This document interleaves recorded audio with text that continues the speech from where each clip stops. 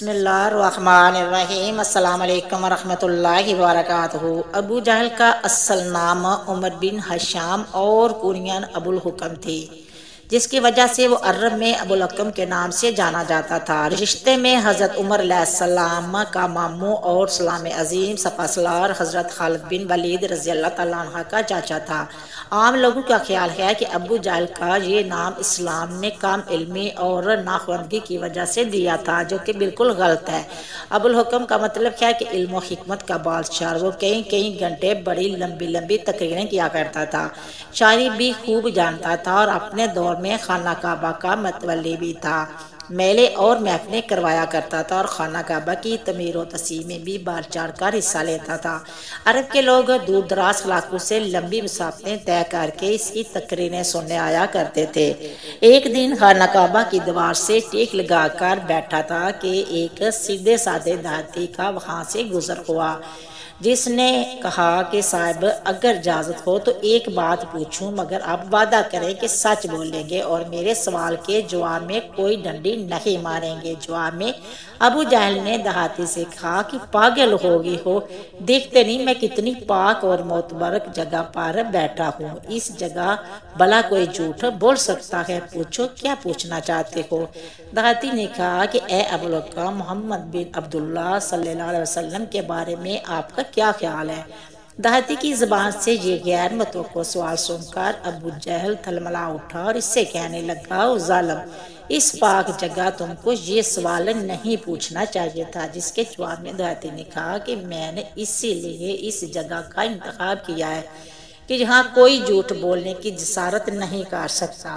حیرانگی اور پریشانی کے آثار اس کے چہرے پر عیاں ہو گئے اور بھرائی ہوئی آواز کے ساتھ دیہاتی سے کہنے لگا، سن، آسمانوں کے رب کی قسم، اس نیلی چھت کے نیچے اور اللہ کی اس زمین پر محمد ابن عبداللہ یعنی کہ نبی کریم صلی اللہ علیہ وسلم جیسا سچا اور راست باز آج تک پیدا نہیں ہوا اور نہ ہوگا۔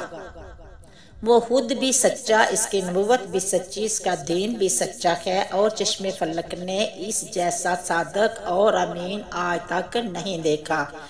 دیہاتی نے حیران ہو کر کہا، جناب اگر ایسی بات ہے تو کیوں نہ چل کر ان کی بیعت کر لی جائے اور جو دعوت وہ دے رہے ہیں اس سے قبول کیا جائے۔ جس کے جواب میں ابو الحکم نے وہ بات کہی جس نے اس سے ابو جہل بنا دیا۔ کہنے لگا، تیری ماں تجھ کو روئے، کبھی ان کی محفل میں جا کر دیکھو، وہاں تو عالم یہ ہے کہ انہیں کئی دن پیٹ بھر کر پتھر باندھنا پڑتا ہے اور اطاعت و فرمانبرداری کا یہ عالم ہے کہ ان کے ماننے والے ان کے وضو کا پانی زمین پر نہیں گرنے دیتے بلکہ اپنے کپڑوں سے مال لیتے ہیں اور ان کا پسینہ بوتلوں میں ڈال کر محفوظ کر لیتے ہیں۔ ان کی محفل میں آقا و غلام کی بھی کوئی تمیز نہیں، سب برابر سمجھے جاتے ہیں۔ جب کہ تم کو معلوم ہے میں قریش کا ایک مانا اور جانا ہوا سردار ہوں، لوگ میری قدم بوسی کرنے کے لیے طول و عرض سے میرے آستانے پر حاضری دینے آتے ہیں، اپنا مال متاع نذرانے کے طور پر پیش کرتے ہیں اور کوئی غلام میرے سامنے بیٹھنے کی جرات نہیں کرتا۔ تمہارا کیا خیال ہے کہ میں یہ شان و شوکت قربان کر کے ان کے قدموں میں جا بیٹھوں؟ یہ وہ جواب تھا جو ابو جہل کے اس مائنڈ سیٹ کی عکاسی کرتا ہے جسے اسلام جہالت کا نام دیتا ہے کہ دوسرے کی بات کو سننے سے ہی یکسر انکار کر دینا چاہیے، اس کا دعویٰ اور دلیل کتنے ہی وزندار اور حقیقت پسندانہ کیوں نہ ہو۔ عمر ابن ہشام کو ابو جہل یوں ہی نہیں کہا گیا بلکہ ایک بار تو ایسا بھی ہوا، بڑی تیز بارش اور آندھی اور طوفان تھا۔ ابو جہل کے دروازے پر دستک ہوئی تو اس نے اپنی بیوی سے کہا کہ اتنے خراب موسم میں میرے دروازے تک آنے والا جو بھی سوال کرے گا مجھے لات و عزا کی قسم میں انکار نہیں کروں گا۔ جب دروازے پر پہنچا تو دیکھا کہ کائنات انسانی کا سب سے شریف اور سچا انسان، جس کی چوکھٹ پر فرشتے بھی ادب سے حاضر ہوتے ہیں، اپنے 14ویں کے چاند سے زیادہ خوبصورت چہرے پر دل و منہ لینے والی مسکراہٹ کے ساتھ اللہ تبارک و تعالیٰ کی وحدانیت اور کبریائی کا علم لیے کھڑے ہیں تو اور اپنے معصوم لبوں سے دلیل کے انمول موتی بکھیر رہا ہے۔ مگر ابن شام کی جہالت اور بدبختی کی انتہا دیکھیے اس نے انبیاء کرام نبی کریم صلی اللہ علیہ وسلم کی بات کو جس کی قسمیں رب کائنات اپنے لاریبہ کتاب میں رکھا رہا ہے سننے سے ہی انکار کر دیا، اپنی غفلت کے پردوں سے ڈھک کے کانوں میں ناپاک انگلیاں ڈالی، اور بیوی نے جب اس کی قسم یاد دلائی تو اس کے جواب میں بھی اس نے وہی بات دہرائی کہ میں کسی اور کو اپنے سے بہتر نہیں مان سکتا۔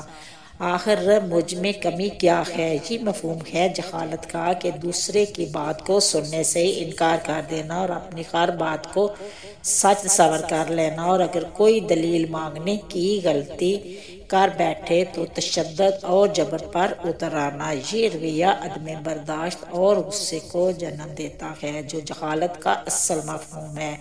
حضرت بلال رضی اللہ تعالیٰ عنہ سے روایت ہے کہ ہم مکہ میں حضرت ابوبکر صدیق رضی اللہ تعالیٰ عنہ کے گھر حضور صلی اللہ علیہ وسلم کے ساتھ تھے۔ اسی دوران کسی نے دروازے پر دستک دی، میں باہر نکلا تو اچانک کیا دیکھتا ہوں کہ ایک عیسائی دروازے پر موجود ہے۔ اس نے پوچھا کیا یہاں حضرت محمد صلی اللہ علیہ وسلم ابن عبداللہ موجود ہیں؟ چنانچہ میں نے اسے اندر بلا لیا اور اس نے آ کر عرض کیا، اے محمد صلی اللہ علیہ وسلم، آپ اگر اللہ تعالیٰ کے سچے رسول ہیں تو آپ میری مدد فرمائیں اس شخص کے خلاف جس نے مجھ پر ظلم کیا۔ نبی کریم صلی اللہ علیہ وسلم نے ارشاد فرمایا کہ تجھ پر کس نے ظلم کیا؟ اس عیسائی نے کیا کہ ابو جہل بن ہشام نے میرا مال زبردستی چھین لیا ہے۔ حضور نبی کریم صلی اللہ علیہ وسلم اٹھ کھڑے ہوئے، اور یہ ہجرت کے زمانے کی بات ہے۔ حضرت بلال رضی اللہ تعالیٰ عنہ فرماتے ہیں کہ ہم نے عرض کیا، یا رسول اللہ، یہ ابو جہل کے کلولہ کرنے کا وقت ہے تو اس وقت آپ کا جانا اس میں شاک نہ گزرے، اور ہمیں ڈر ہے کہ ہمیں وہ غضبناک نہ ہو جائے، کہیں وہ آپ کو اذیت نہ پہنچائے۔ لیکن حضور پاک صلی اللہ علیہ وسلم نے ہماری گزارش کو نہ سننا اور ابو جہل کی طرف تشریف لے گئے۔ ابو جہل کا دروازہ کھٹکھٹایا تو ابو جہل غضبناک ہو کر باہر نکلا۔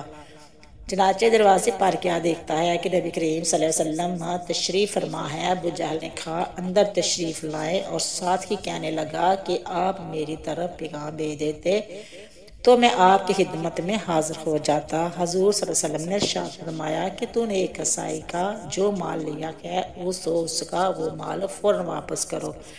ابو جہل نے کہا کہ کیا آپ اس کام کے لیے تشریف فرما ہوئے ہیں؟ اگر آپ اس بارے میں کسی شخص کے ہاتھ پیغام بھیج دیتے تب بھی میں مال واپس کر دیتا۔ حضور صلی اللہ علیہ وسلم نے فرمایا، بات کو طویل نہ کرو اور تم اس عیسائی کا مال اس کو واپس کر دو۔ ابو جہل نے اپنے غلام سے کہا کہ اس عیسائی کا جتنا مال تو نے لیا ہے جلدی سے اس کو نکال کر اس کے حوالے کرو۔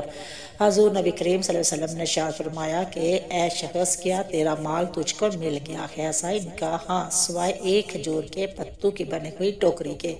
حضور صلی اللہ علیہ وسلم نے ابو جہل سے کہا کہ وہ ٹوکری جلدی سے نکالو۔ چنانچہ ابو جہل نے اسے اپنے گھر کے اندر تلاش کیا لیکن وہ ٹوکری نہ ملی۔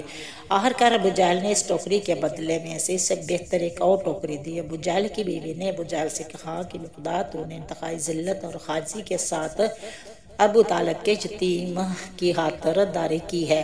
ابو جہل نے اپنی بیوی سے کہا کہ جو کچھ میں نے دیکھا ہے اگر تو دیکھ لیتی تو ایسی باتیں نہ کرتی۔ اس نے کہا کہ تو نے کیا دیکھا ہے؟ ابو جہل نے کہا کہ میری قوت کے باوجود جو کچھ ہوا تو اس پر مجھے رسوا نہ کرنے۔ کہنے لگا کہ میں نے ان کے دونوں کاندھوں پر دو شیر بیٹھے ہوئے دیکھے۔ جب بھی میں ارادہ کرتا کہ کہوں کہ میں مال واپس نہیں کرتا تو قریب تھا کہ وہ دونوں مجھے پھاڑ کھاتے۔ حضرت بلال رضی اللہ تعالیٰ نے فرمایا کہ جب عیسائی نے وہ سارا منظر دیکھا جو منظر ابو جہل دیکھ چکا تھا تو اس نے زبان حال سے کہا کہ اے محمد صلی اللہ علیہ وسلم، آپ اللہ کے سچے رسول ہیں اور آپ کا دین برحق ہے۔ چنانچہ اس نے اسلام قبول کر لیا، اور اس کا سلام کو قبول کرنا ایک مظلوم کی مدد کرنے کی برکت سے تھا۔ سبحان اللہ۔ امید کرتی ہوں کہ آپ کو میری یہ ویڈیو پسند آئے گی۔ پسند آئے تو شیئر کرنا، سبسکرائب کرنا، اچھے کمنٹ کرنا، دعا میں یاد رکھنا، اپنا بہت سارا خیال رکھنا۔ ہم انشاءاللہ ملیں گے نیکسٹ ویڈیو میں۔ تب تک اللہ حافظ۔